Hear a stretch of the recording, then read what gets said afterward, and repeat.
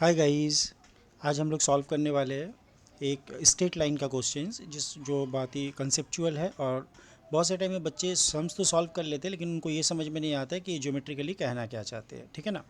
तो सबसे पहले देखिए यहाँ पर बोला कि an equation of A line through the point 1,2। एक लाइन जो है वो 1,2 से पास कर रहा है और उसका अगर डिस्टेंस अनदर पॉइंट 3,1 से मैक्सिमम है तो वो लाइन का इक्वेशन क्या होगा ये कैलकुलेट करना है। तो बच्चे ज़्यादातर जो है कंसेप्ट हम लोग के पास यही है कि अगर आपके पास एक फिक्स्ड लाइन है और एक पॉइंट पी है तो पी से आप जितने भी इस लाइन के ऊपर पॉइंट को ड्रॉ कर सकते हैं तो इसमें से सबसे जो कम डिस्टेंस वाला होता है वो होता है परपेंडिकुलर डिस्टेंस। ये जो लाइन सेगमेंट आप बनाएंगे P M, this will be the minimum distance among all the distance from P towards this line L. ठीक है ना। इतना तो कंसेप्ट बच्चे लोग को आता ही है। लेकिन बच्चों यहाँ पर जो क्वेश्चंस हम लोग आज सॉल्व करने वाले यहाँ पर फिक्स लाइन के बारे में नहीं बता रहा है। ये लोग बता रहा है कि वो लाइन जो है 1,2 से पास करेगा। अब मैं क्वेश्चन है कि 1,2 से कितने सारे लाइन पास करेंगे, इनफाइनाइट लाइन पास कर सकते हैं। तो बस आप ऐसा कंसेप्ट को सोचिए कि आपके पास एक लाइन है जो रोटेटिंग लाइन है और ये लाइन 1,2 इस पॉइंट के रेस्पेक्ट में रोटेट कर रहा है। इसको फिक्स करके अगर आप इसको रोटेट कराएंगे तो न्यू पोजीशन इसका कुछ ऐसा आ जाएगा। ठीक है ना। और थोड़ा सा रोटेट कराएंगे तो मान लीजिए ये पोजीशंस कुछ ऐसा आ गया। एक सेकेंड, इसको थोड़ा सा सही से डायग्राम को ड्रॉ करते हैं। ठीक है ना। तो इसको थोड़ा सा पहले मैंने रोटेट किया हल्का सा तो ये इस पोजीशन पे आया, फिर थोड़ा सा और रोटेट कर दिए तो ऐसा आ गया। फिर उसके बाद इसको मैंने रोटेट कर दिया तो ये कुछ ऐसा स्ट्रेट हो गया। ठीक है ना। ये कुछ ऐसा स्ट्रेट हो गया इस पोजीशन में। ये 1,2 के जो है अबाउट में रोटेट कर रहा है। ठीक है ना। फिर उसके बाद थोड़ा सा और रोटेट कर दिया तो ये लाइन जो है मेरे पास कुछ ऐसा बन रहा है। ठीक है ना। अब ध्यान से देखिए ऐसा बन रहा है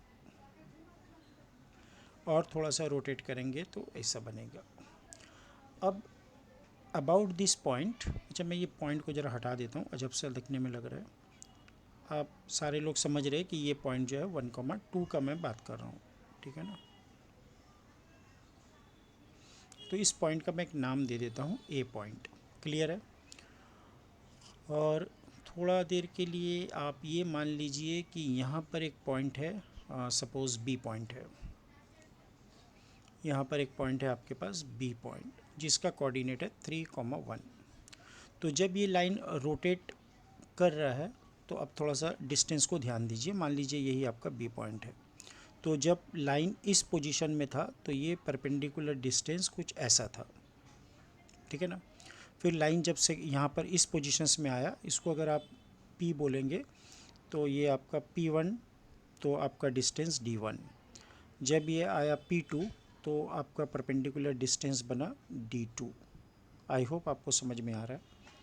इसका ज़रा कलर चेंज कर दे। D2 का डिस्टेंस का कलर मैं चेंज कर देता हूँ, ऑरेंज डाल देता हूँ यहाँ पर D2। जब आप आएंगे यहाँ पर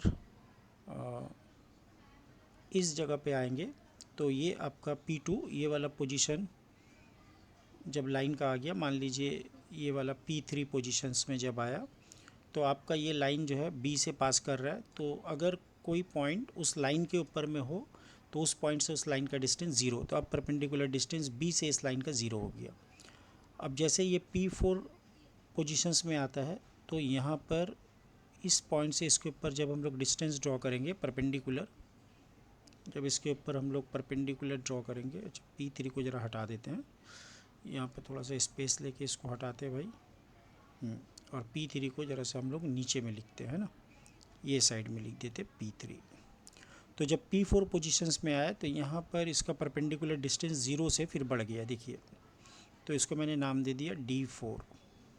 फिर नेक्स्ट पोजीशन में जब आएगा ये P5 पोजीशंस में तो आप देख सकते हैं कि B से इसका परपेंडिकुलर डिस्टेंस D4 से ज़्यादा हो गया यहाँ पर आके। तो ये हो गया आपका D5।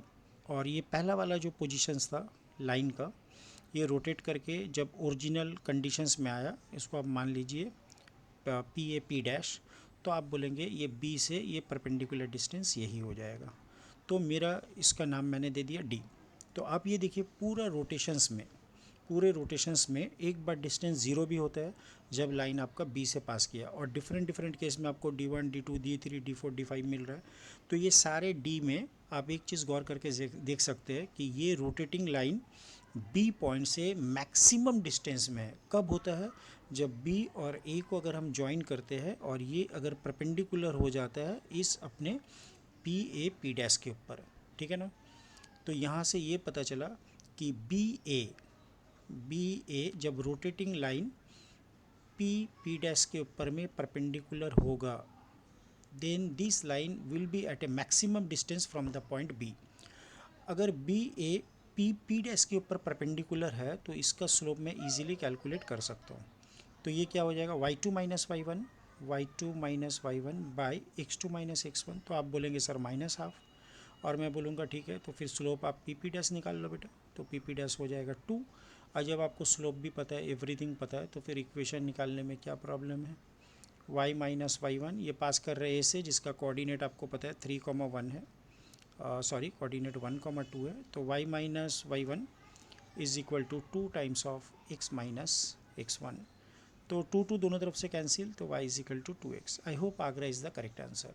तो ये क्वेश्चन बहुत ही ज़्यादा इजी था। Agra is the correct option. लेकिन यहाँ पर बच्चे को एक डाउट जो सताता है कि किसी भी लाइन से किसी भी पॉइंट का परपेंडिकुलर डिस्टेंस मिनिमम होता है, ये उनके थॉट में रहते हैं और वो कंफ्यूज होते हैं क्यों फिर इसको मैक्सिमम डिस्टेंस माना जा रहा है। तो आपको दो केस को अलग से समझना है कि अगर लाइन आपका फिक्स है और अगर पॉइंट से आप डिस्टेंस निकाल रहे हो उस लाइन का, तो perpendicular distance is the minimum distance.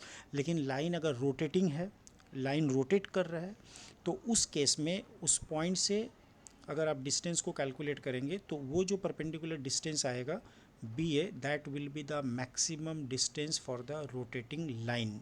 और वो मैक्सिमम डिस्टेंस कब होगा, जब B A perpendicular to the given line होगा।